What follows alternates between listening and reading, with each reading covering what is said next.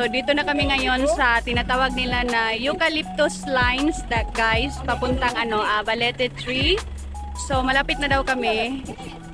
So itong eucalyptus lines guys is isa rin to sa tourist attraction nila dito sa Canlaon guys, ang eucalyptus lines. Kasi nakalinya siya ng mga eucalyptus tree dito sa by the road papuntang Balete Tree. So ayan, tinatawag nilang eucalyptus line. Ganda dito guys, ang daming guys, rice paddy. Wow, grabe ang ganda at ang fresh ng hangin dito guys, parang ang linis. Ayan, ganda guys. Wow, rice paddy. Wow. Ayan, ito yung eucalyptus lines guys. Ayan. Yan. Rice paddy.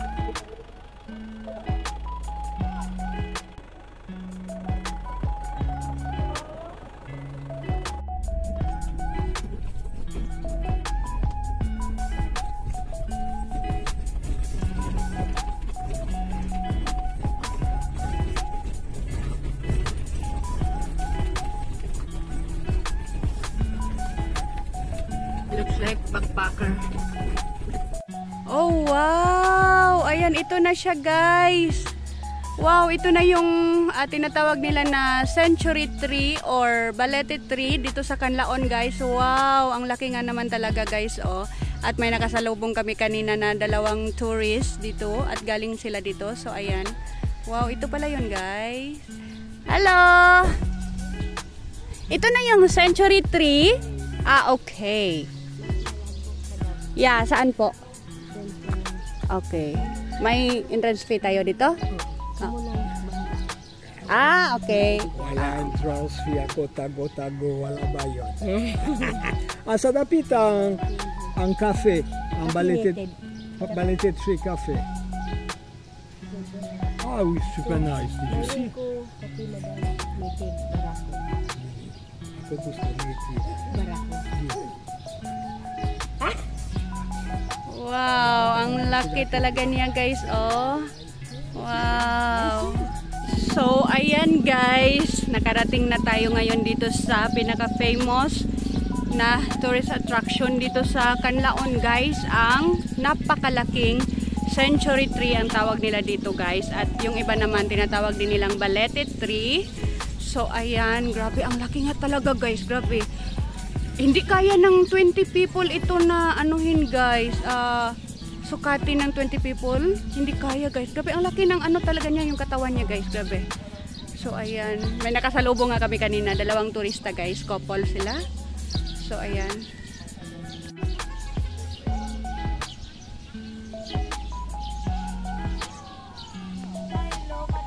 Hello! Tabian, banha kayo na siya. Sige.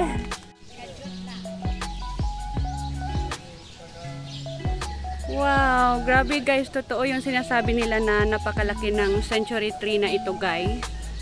Yan. Tinatawag nila na century tree ito guys kasi napakatagal na daw ng tree na ito guys. Estimated nila is 1,000 years ago na itong tree na ito. At ito buhay na buhay pa rin guys. At ayan nga, ang laki nga niya guys. Ilang tao? Ilang tao pwedeng magsukat nito? 40? 40 plus. Yeah, sukatin siya ng guys, aabot siya ng 40 plus na katao para lang masukat itong napakalaking century tree na ito guys, yung yung katawan niya, grabe ang laki na niya guys. At ang tanda na daw nito guys. So ayan siya sa likod ko. Wow, ayan. Wow, meron silang ganito guys, kubo-kubo. Wow, ayan. Wow, meron pa doon. So ang ganda ng surroundings guys. Merong mga bench dito sa gilid. At syempre nakabakod yung sa loob. Yan, at yan yung pinakamalaking Balete Tree guys. Wow!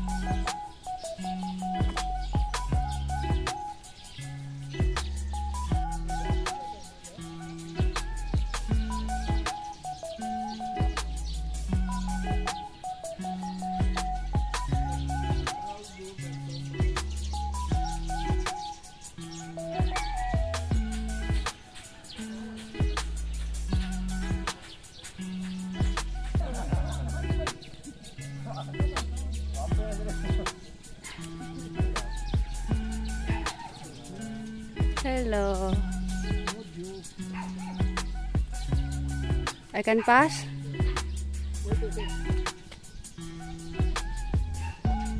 Okay. Ako gusto. Wow, so right now guys, we're going to the Belete View Cafe.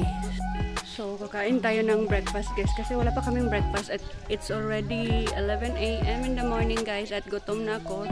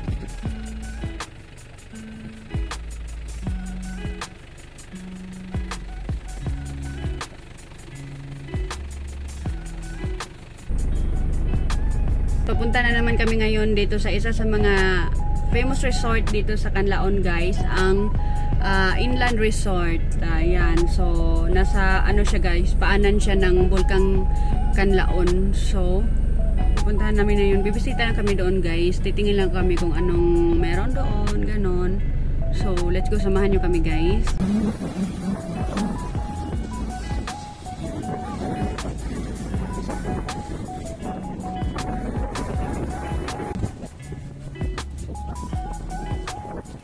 So now, dito kami ngayon sa nag-iisang beach, nag-iisang magandang beach dito sa Valle Hermoso guys. Dito pa rin sa Negros. At ganda dito guys kasi for picnic place siya. Merong mga kubo-kubo para sa picnic. So magtatanong tayo ngayon guys kung anong yung mga, magkano yung kubo-kubo nila kapag nagre-rent tayo. At saka ayan, daming naliligo guys. At malinis yung beach pero hindi siya white sand, hindi rin siya black sand, brown sand siya. So ayan, let's go, magtatanong tayo dito ngayon sa ano guys, sa merong resort dito yata. Resort ba to? Tignan natin.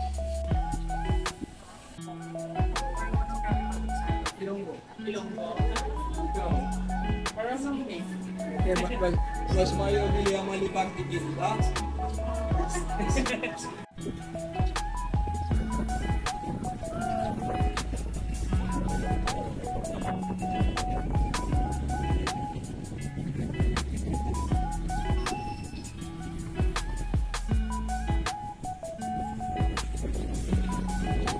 Ayan, so ito yung mga kuko-kuko nila guys. At parang kung ano dito, kung parang may parang pang birthday dito guys. Ito yun guys, oh. Parang ano siya, pang birthday venue. So, di ko palang alam guys. Magtatanong pa ako doon sa reception. Pero ayan, yan. Ito guys, mga na nag-picnic yan guys. Yan. Enjoy na enjoy sila guys. Pero yung dagat, hindi naman siya ganun kalinis. Yung tubig. Ay, hindi. Malinis siya guys. Pero yung ano, medyo may dumi lang konti. Wow. Ang haba ng... Hindi ganun kahaba, pero mahaba yung beach dito guys. Ayan, oh. Wow.